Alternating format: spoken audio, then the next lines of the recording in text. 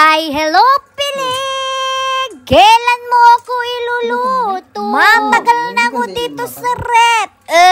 Chinat ko na ang aking asawa Boss, lutuin mo na yung hipon. Kasi sabi niya, pagkatapos na lang ng exam ko, lulutuin ko ng tempura ko na.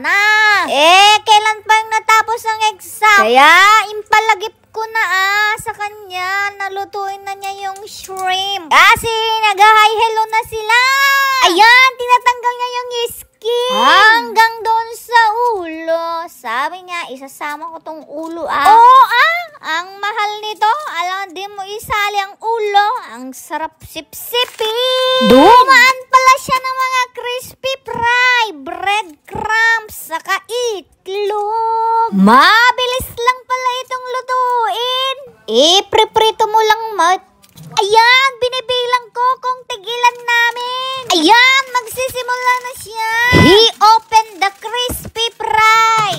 Sinunod niya yung, yung cornstarch pala yun. Tapos, inopen na niya yung gasol. While waiting na uminit yun, nagprepare na siya ng itlog. Saka niya binatil-batil, nilagyan ng asin sa paminta. Saka niya ikiwar-kiwar. Ayan, nilalagyan na niyang paminta. Sa niya kiniwar-kiwar.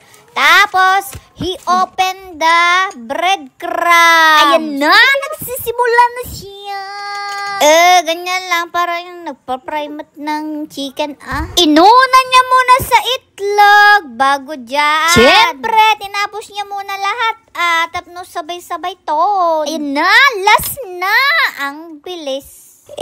Gutom na si Piling. Anong oras na dito? 8:00 na ata. Ayan, nagbatil ulit siya ng itlog. Tapos, ididip niya ulit doon bago mag-breadcrumbs. Tapos, prito. Adaman amoy yun. Ayan na, nagpaprito na siya. Ganyan lang kadali. Matrabaho lang sa una. Kung ang cravings is waving, pagregatan guys. Malutong tulat na. Ayan na, binabaligtad na niya. Pero yung iba, naburbur Ayan, napeprito na siya.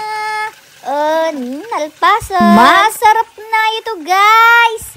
Ito yung dinner namin kahapon. Masarap siya, kahit yung ulo, simot lahat. Lalo na pag sinasawsaw mo sa sa suka.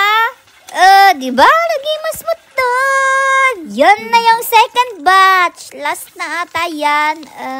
Basta lagluto. Kailangan mo lang talaga ng madaming mantika. Ayan na yung last. Naburbur na mutod. Okay lang yan. Kami lang naman kakain. Importante ka mabusog kami guys. Kain na!